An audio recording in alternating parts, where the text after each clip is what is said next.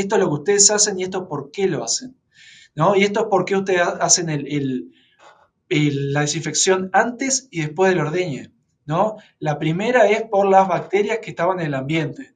La segunda es por las que viven en la vaca. Y por eso no nos podemos saltear ninguna, ¿no? No es que, bueno, hago una después, porque es muy humano tratar de cortar Atajos.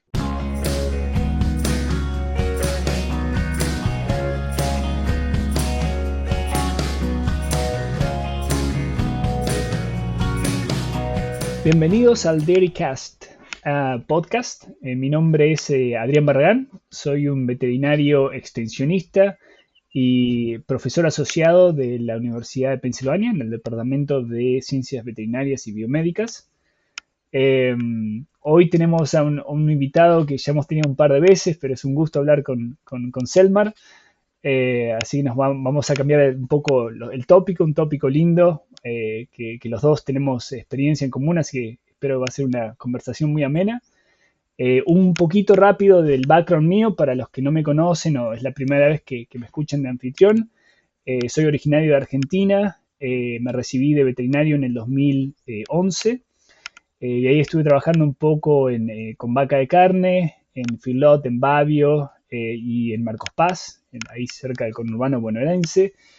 Y después me vine a Estados Unidos, estuve trabajando en una lechería muy grande en Colorado, una lechería orgánica, haciendo una pasantía y de ahí me fui a hacer la maestría y el PhD a Ohio, a The Ohio State University, la Universidad del Estado de Ohio. Y hace ya casi 8 años que estoy en Penn State, en la Universidad del Estado de Pensilvania, como veterinario y profesor, trabajando principalmente en el área de vaca transición, reproducción o manejo reproductivo y manejo de empleados o entrenamiento del empleado. Así bueno, después de esta breve introducción, lo voy a presentar a Selmar. Selmar, un gusto tenerte de nuevo. Si querés presentarte un poquito para la audiencia, para los que no te conocen. Sí, claro. Primero, gracias por invitarme. Bueno, yo soy veterinario, epidemiólogo. Estudié en Uruguay, me recibí veterinario hace más de 10 años ya. Estuve trabajando en el sector privado, algunos años en Uruguay, en Nueva Zelanda. Vine a Estados Unidos, hice mi PhD en epidemiología en la Universidad de Minnesota. Y luego hice un postdoctorado en Michigan State, que es donde estoy ahora, ya hace algunos años como faculty profesor. Y bueno, lo que hago básicamente es, tengo un poco de investigación, de enseñanza y de extensión.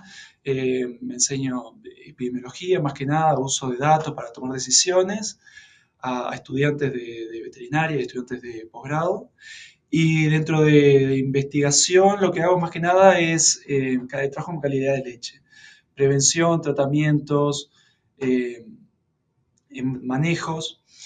Y bueno, eso básicamente se engancha mucho con todo lo que es extensión, trabajar con veterinarios en el estado, en Michigan, trabajar con los productores, asesorar.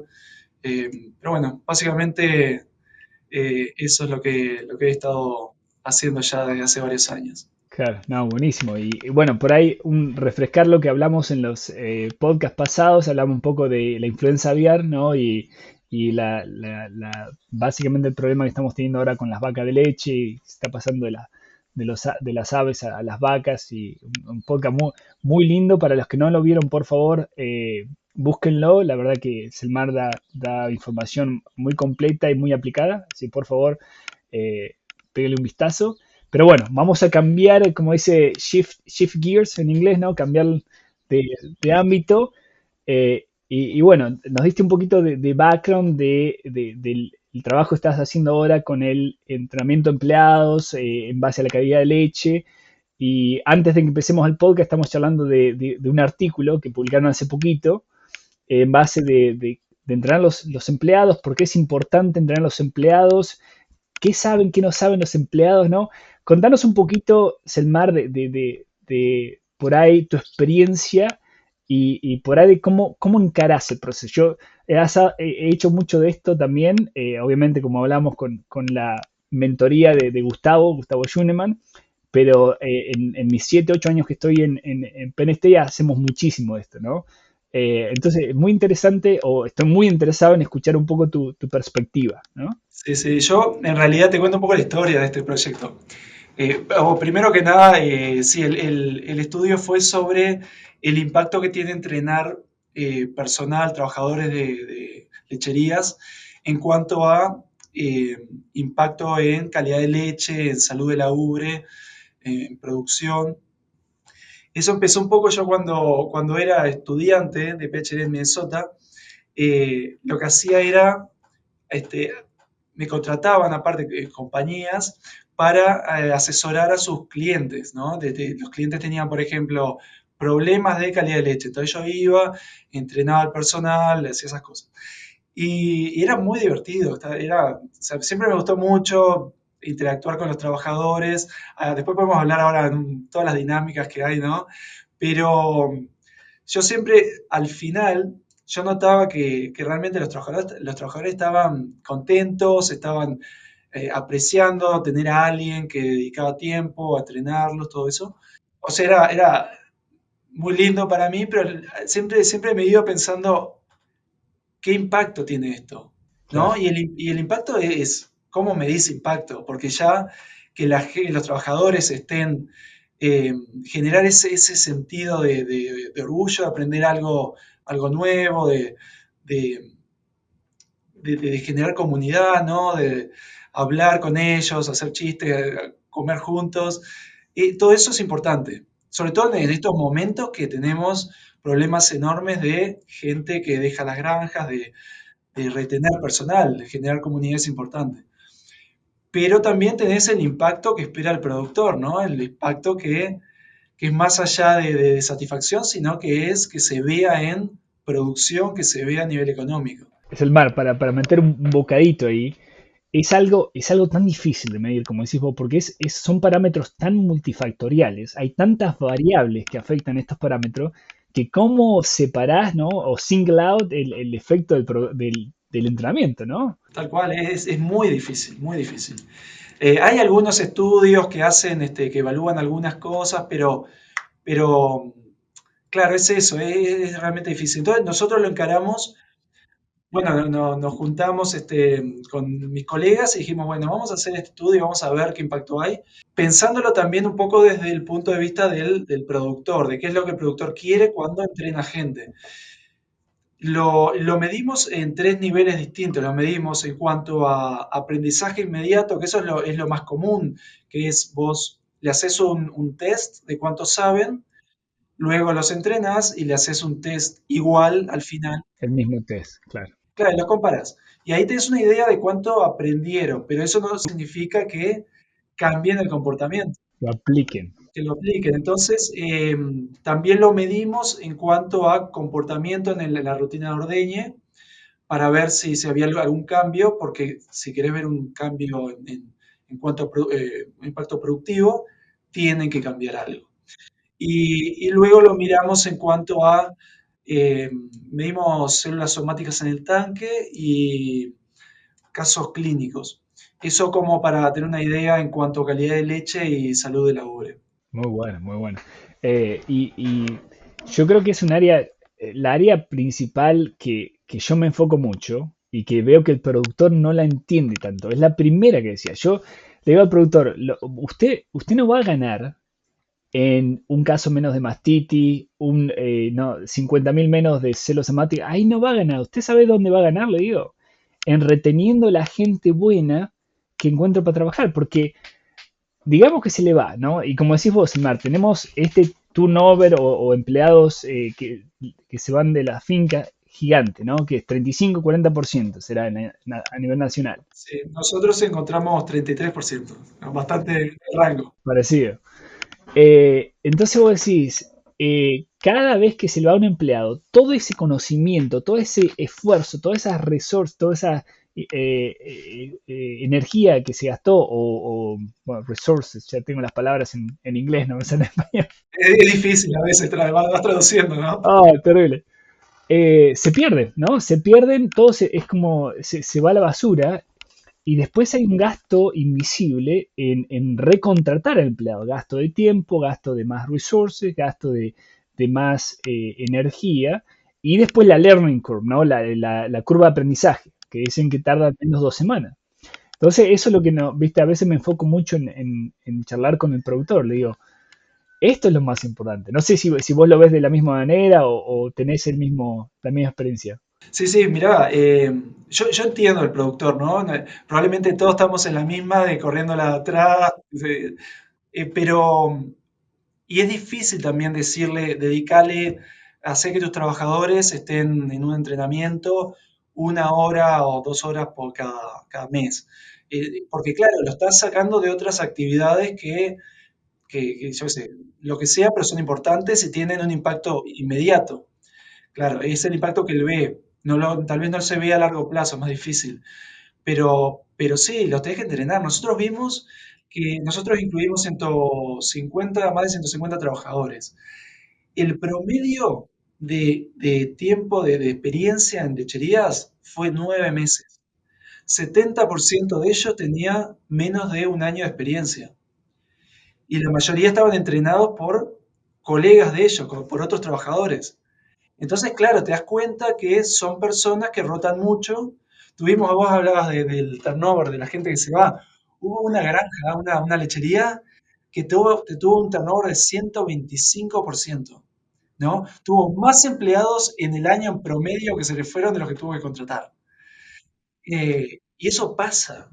Entonces, claro, cuando vos tenés un grupo de gente que se te va o que es nuevo, es cuanto más importante es entrenarlos, dedicarle tiempo, retenerlos. Y ahí ya podemos entrar en todas las actividades sociales de generar comunidad, que es un tema aparte, pero es también súper importante, ¿no? No, tal cual, tal cual. Ahora, me encanta el tópico que tocaste, ¿no? Que retener empleados, ¿no? Retener empleados desde el punto de vista de entrenamiento, ¿no? Porque como decís vos, es muy importante la parte del ambiente laboral, ¿no? Que es las actividades, involucrarse con la vida personal, ¿no? Toda esta parte de comunidad, ¿no? Que decías hoy. Pero del punto de vista de entrenamiento, Selmar, ¿cuál es la parte más importante que vos ves para retener a los chicos? Bueno, yo la forma que lo encaré y esta es de lo que hablamos de las dinámicas de los entrenamientos, que probablemente seguro vos lo has visto, siempre que arrancás es como que hay un silencio tremendo, los trabajadores no están acostumbrados a que venga alguien de afuera a entrenarlos. Entonces muchas veces les tenés que explicar qué es lo que, más allá de las presentaciones y eso, tenés que hacerles ver que, bueno, vos vas a ayudarlos a aprender sobre cierto tema, no vas a juzgarlos, es un ambiente saludable, que ellos puedan participar. A mí me ha ayudado mucho tener comida ahí en la reunión, Ah, sí, siempre. siempre es bueno. Y después yo le trato de romper un poco el hielo con algunas bromas, molestarlos un poquito de forma saludable. Chicanearlo. Y después, claro, tenés grupos, cada grupo es distinto, pero siempre tenés alguno que es más, que habla más, ¿no?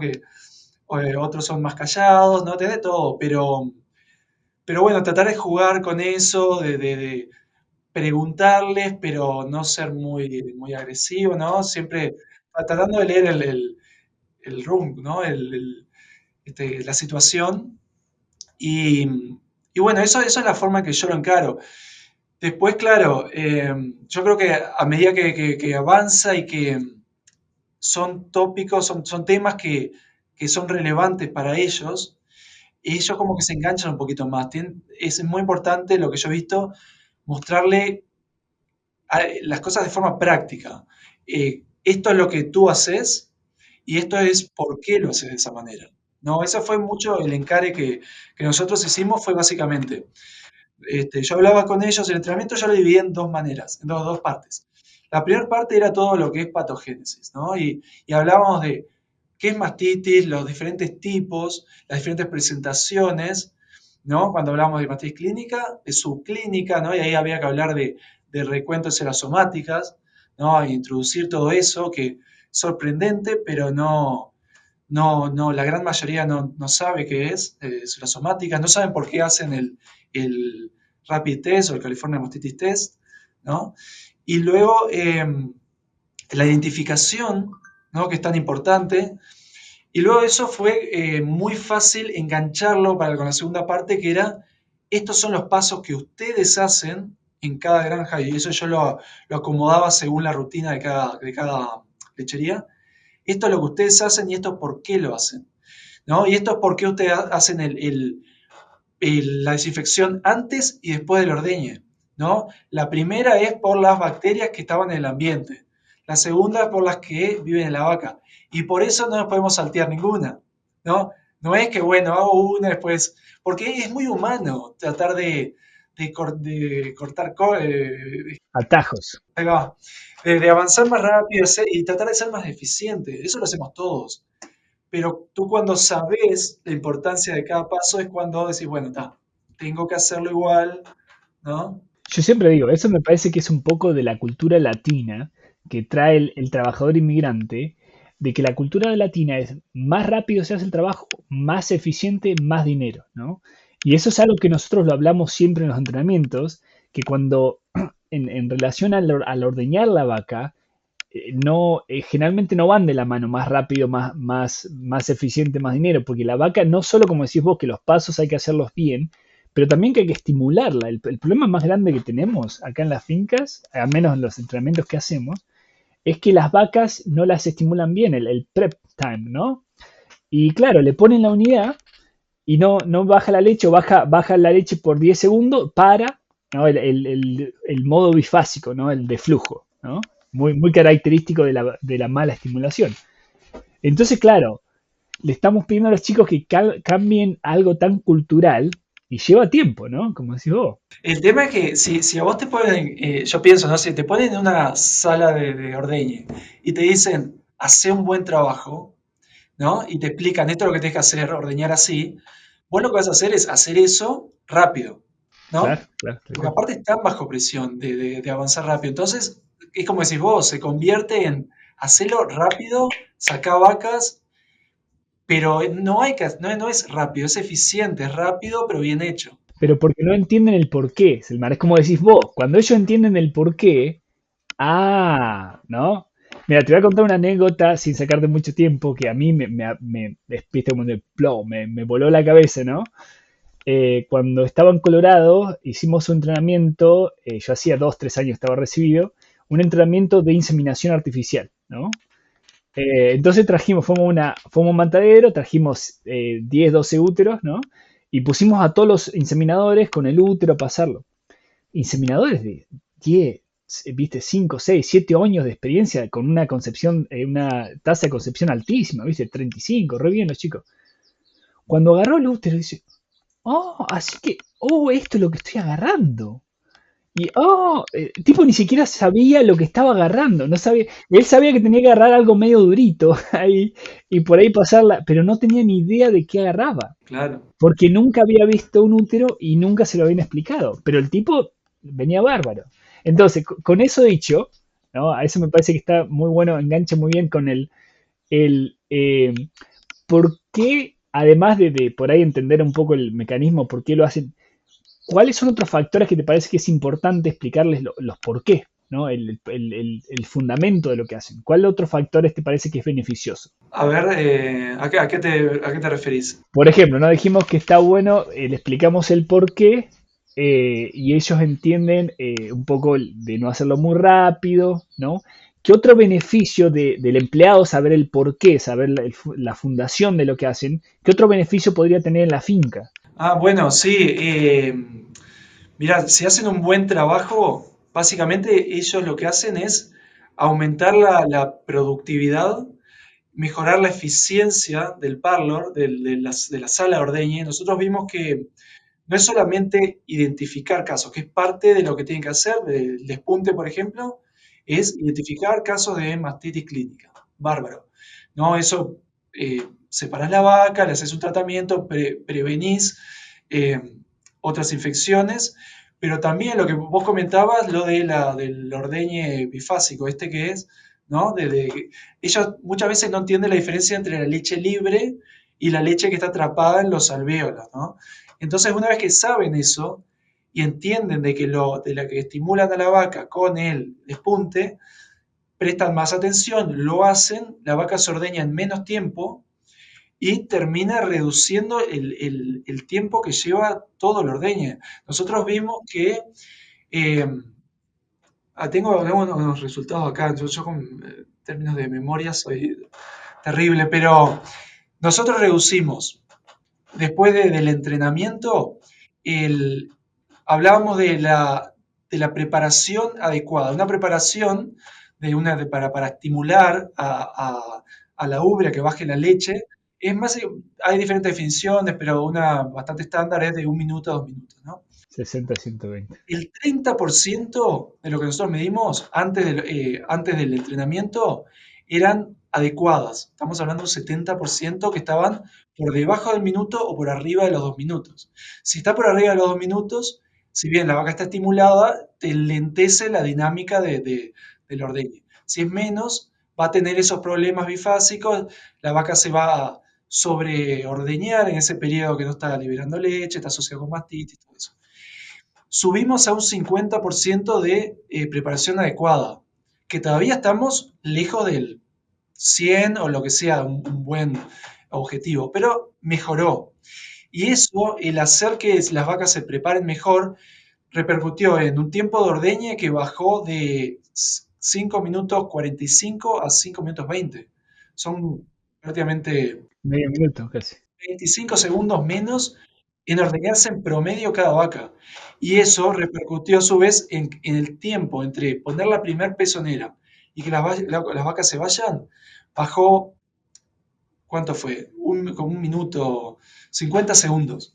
Imagínate bajar 50 segundos por cada tanda de vacas. Claro, al final de la ordeña, que es casi una hora. Claro, te aumenta la eficiencia. O sea que hacerlo bien es una forma de ir más rápido, de alguna manera, ¿no? Claro, claro, tal cual. Y eso es algo que nosotros le comentamos también cuando entrenamos, de que si no solo que al final hacerlo más rápido, la preparación más rápida, van a terminar siendo más lentos indirectamente, pues la vaca tarda más en ordeñarse, como decís vos. Y la otra parte por ahí, la que vimos, es que cuando le explicamos el porqué a los chicos, muchos, especialmente los con más maña, los más curtidos, ayudan mucho a solucionar problemas, ¿no? Porque si vos le decís, hace esto porque te lo digo yo, llega, algo se rompe, algo se sale para el lado que no se quiere, y el tipo no sabe qué hacer, porque no entiende el fundamento. Claro. Pero cuando ellos entienden, por ejemplo, con las máquinas ordeñas, hacemos mucho entrenamiento, que ahora te iba a preguntar de eso, en inspeccionar las máquinas ordeñes, las mangueras, ¿no? Las campanas, las mangueras de los pulsadores. Eh, con eso, cuando los entrenamos, chicos, les explicamos el por qué, que de acá viene el vacío, se lleva la leche, si está roto, es menos eficiente, viste todo el fundamento.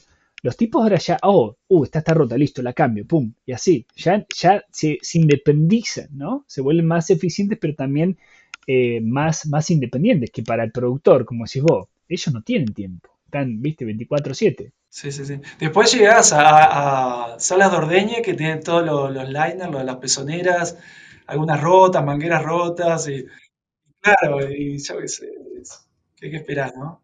Tal cual, tal cual. Pero muy lindo, yo, viste, cuando lo leí al estudio me pareció muy lindo porque es algo, viste, como decíamos antes, es difícil de evaluar, pero de la manera que lo presentaron fue muy práctico y me parece que tiene mucho significado para el productor, para la gente, el veterinario de campo, ¿no? Porque con eso uno ya tiene también 150 empleados, tiene un power muy lindo. No, y aparte, un poco la idea era tratar de mostrarle al productor que vale la pena invertir 1 hora de tiempo de tus trabajadores para entrenarlos cada cierta frecuencia. Y bueno, depende del lugar, algunos productores tienen que pagar por este servicio, en otros estados hay extensión gratuita, o a veces son las compañías las que proveen servicio.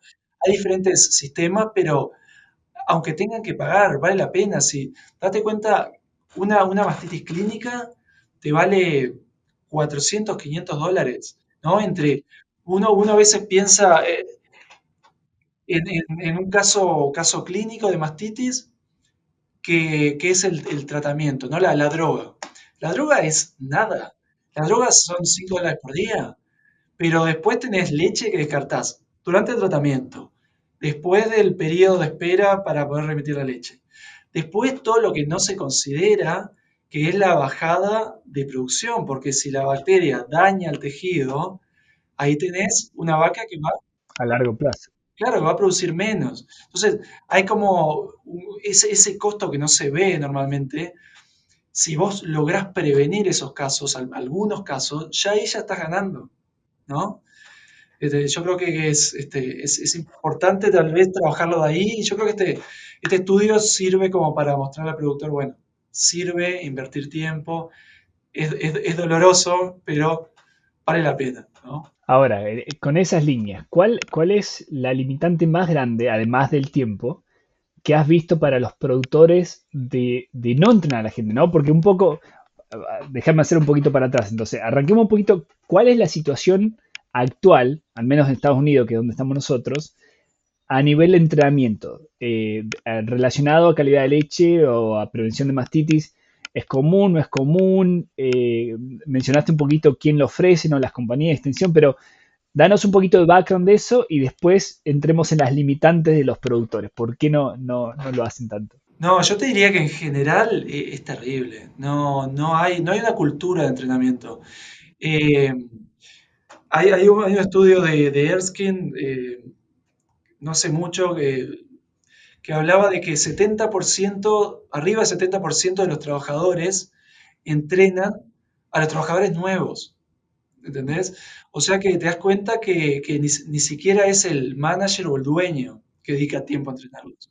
Mucho menos traer gente de afuera. Nosotros acá en Michigan hay un equipo de extensión que hacen entrenamientos, es gratis, ¿no? Es simplemente llamar, agendar, capaz que no pueden ir esta semana, pero en un mes lo tenés. Y hay veces que los muchachos están llamando a productores para ofrecerles si quieren que vuelvan, lo que sea, porque es como que de alguna manera no hay mucha cultura de entrenamiento. Y también con toda la rotación de gente es más importante todavía. Y ahí está, yo entiendo, yo sé, es difícil, hay que ponerse en el lugar del productor, pero sí, yo creo que hay que meterle mucho más a eso. Eso es un tema también que se está hablando más, por suerte, hoy en día, ¿no? Claro, es como que hay que rogarles para que los entrenen. Acá pasa lo mismo, es gratis, ¿no? Está disponible, no hay que tienen que llamar y organizar. Y no, viste, siempre tenemos un par que son constantes, cada 3 4 meses vamos, nos llaman, pero se da handful. El resto te llaman una vez cada 2 3 años, cuando hay problemas siempre. ¿No? Ah, las células semánticas se fueron al techo, mete mucha mastitis, ahí sí, de una, ¿no? A entrenar a los chicos. La culpa de los chicos. Sí, ¿sabés qué? Nosotros incluimos en este estudio 16 lecherías. Y durante que es un montón, y vos decís, les, tenés a alguien haciendo de entrenamiento de forma gratuita, y fue difícil. Hubieron un par de lecherías que dijeron, me encantaría ayudar, pero la verdad no tengo tiempo para que los trabajadores dediquen. Entonces está, yo qué sé, qué te diga. Pero, sí, sí, sí. Bárbaro, bárbaro. Entonces ahí, limitante, tiempo. ¿Qué otra limitante te parece que hay, Selmar? Porque la importancia, yo creo, el estudio de usted está bueno porque agrega más fortaleza a la importancia del entrenamiento. Pero todos sabemos que el entrenamiento es necesario, que es importante, que es crucial. Que sin entrenamiento en ninguna compañía, en ningún ambiente, la gente puede ser eficiente, la gente puede tener un buen desempeño, ¿no? O sea, sabemos que es importante, pero ¿cuáles te parece que son las limitantes más grandes para el productor o no darle tanta importancia o eh, ¿cómo sería? Ya estoy las palabras en inglés me están mandando. O, viste, no descartarlo o no ponerlo como prioridad, como no tenerlo como prioridad. Sí, no, yo creo que es, bueno, como te decía, el tiempo es el 90%.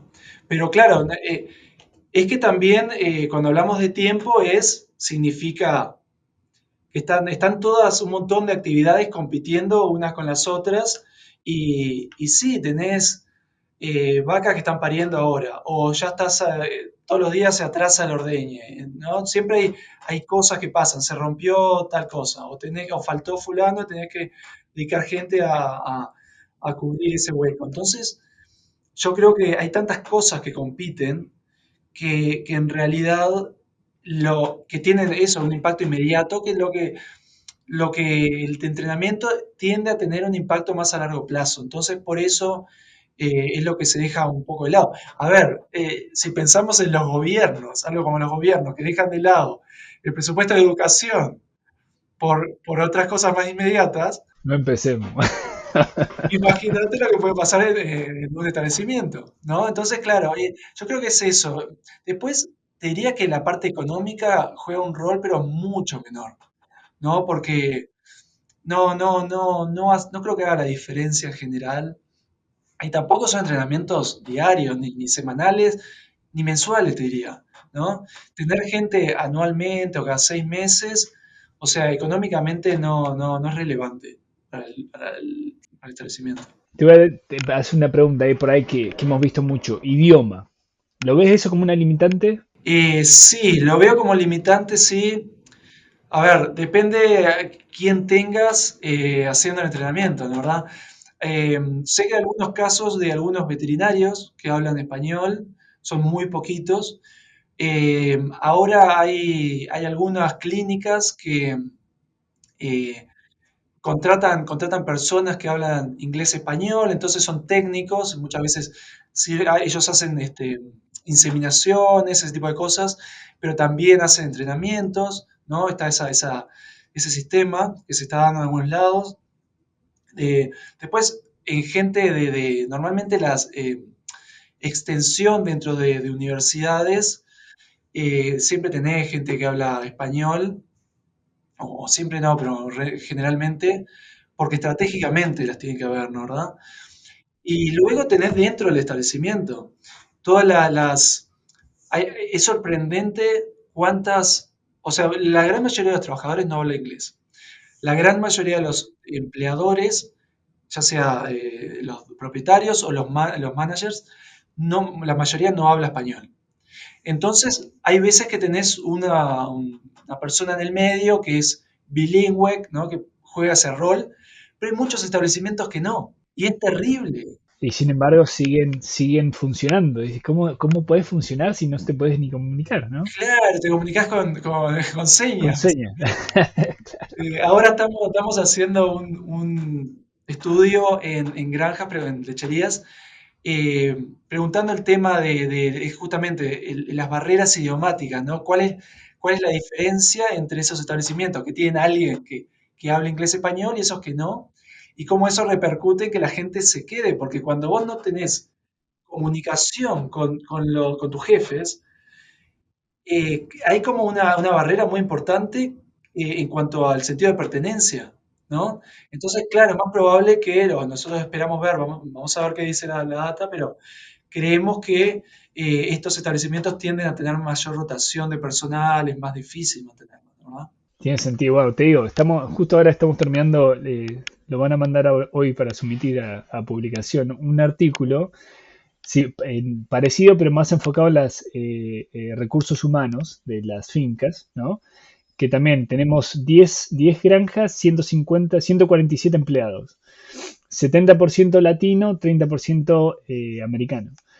Y, entre todas las preguntas que le hicimos, porque es un survey essay, survey static, un montón de preguntas, le preguntamos, una de las preguntas fueron, ¿qué sería lo mejor que podría mejorar o qué sería el factor principal que el jefe podría mejorar?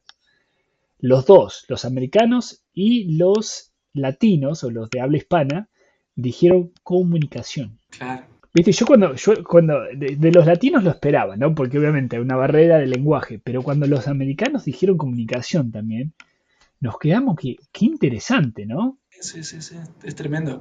Bueno, tienen más recursos los propietarios por tener la habilidad de contratar managers o esas personas que son bilingües, ¿no? Eso también es una herramienta que ellos pueden hacer, que pueden generar, pero sí, es fundamental, es fundamental. Yo siempre digo, la teoría que tengo yo, y esto es una teoría, ¿no? No hay data científica. Yo siempre digo que el productor, y yo también lo entiendo porque como veterinario yo tuve el mismo approach. El productor creció y se crió y se educó para manejar animales, para estar con animales, ¿no? Yo como veterinario fue una de las razones, yo soy una persona muy introvertida, aunque no parezca a veces, como yo quería ser veterinario porque no quería interactuar con gente, ¿no? Y después te das cuenta que es lo opuesto, ¿no? Como veterinario, obviamente, mucho peor. Pero, Y como académico, frente a oh, conferencia frente a cientos de le personas. re feísimo, ¿viste? Pero bueno, el productor, yo digo que al principio, cuando los establecimientos eran chiquititos, manejaba animales, manejaba vacas, pero ahora los establecimientos han crecido, ¿no? El promedio es mucho más grande y ahora tienen que manejar gente. Y para mí que no es lo que más les gusta. A la gente que está en el campo le gustan las vacas. No le gusta y lo hacen mal, la mayoría, no por maldad, pero es que no lo saben, no lo saben hacer. La gran mayoría de los productores están por arriba de los 60 años, ¿no? Acá en Estados Unidos lo que se da es que todo el proceso de inmigración no lleva no ha llevado tanto tiempo. Entonces también se han tenido que adaptar muy rápidamente a una fuerza de trabajo de habla hispana que tiene esa limitante del inglés. Y cada vez, tú hablabas creo que el 70% en tu encuesta, ¿no? Latino. De latinos. Nosotros vimos exactamente eso, 75%, ¿no? Entonces, claro, se han tenido que adaptar y les cuesta mucho. Yo creo que a medida que hayan productores más jóvenes que tomen la posta, eh, esperaría o espero ver que mejore el tema de la comunicación también, de que también, a ver, con el tema de AI, hay herramientas que para comunicarse no son lo ideal, pero van a empezar a ayudar, ¿no? Sí, sí, sí. La otra vez, bueno, otra vez, hace un año y algo atrás, estuvimos evaluando un auricular que traducía, básicamente uno compra el par, ¿no? Y uno se pone uno y el otro se pone el otro. Y, por ejemplo, si vos hablas el mar inglés y yo hablo español, yo en el mío me pongo español, pero vos en el tuyo te pones inglés. Entonces, cuando yo te hablo en español, te lo traduce automáticamente y bueno, y lo escuchás en inglés, ¿no? Y no hicimos un estudio, hicimos un estudio de campo, ¿viste? Fuimos a un par de lecherías y funcionaba bastante bien. El tema es que la lechería, el ambiente es ruidoso, ¿viste? Hay ruido, hay quilombo todo el tiempo. Entonces tiene una aplicabilidad muy baja, ¿viste? Tenés que ir a la habitación, tenés que ir apartado, ¿viste? Y ya pierde practicabilidad, ¿no? Sí, pero bueno, es una herramienta igual, ¿no? Es una herramienta, Que se exacto. podría usar para entrenamiento, por ejemplo, o discusiones de uno a uno con revisiones, no se usa típicamente, pero alguna revisión anual o performance, ¿no? Ese tipo de cosas. Tal cual. ¿Cuál es la otra que vi mucho? Que esa no la trajimos nosotros, sino que la estaban usando en una finca. Y ahora te quería preguntar si has visto otros tipos de herramientas. Una finca tenía una tablet, ¿no? Que la tablet lo único que podía usarse era el Google Translate. Y estaba en el Parler. Entonces, cuando venía el encargado, qué sé yo, el encargado se lo mostraba, el empleado agarraba y se lo mostraba. Y así se comunicaban. Y, viste, obviamente no es perfecto como decís vos, Silmar, es una herramienta entre todas, ¿no? Pero andaba bastante bien y sacaba el ruido. He visto eso del Google Translator con hablado, Ah, claro, que uno lo habla y te lo traduce. Eso he visto, pero sí, como una herramienta más, pero también, sí, la mayoría no las usan hoy en día. Yo creo que sí, va a mejorar en el tiempo. yo creo que como decís vos, Mar, es el factor principal es el tiempo y para mí donde tenemos que trabajar como profesionales y por ahí educadores es en seguir carcomiendo acerca de la importancia.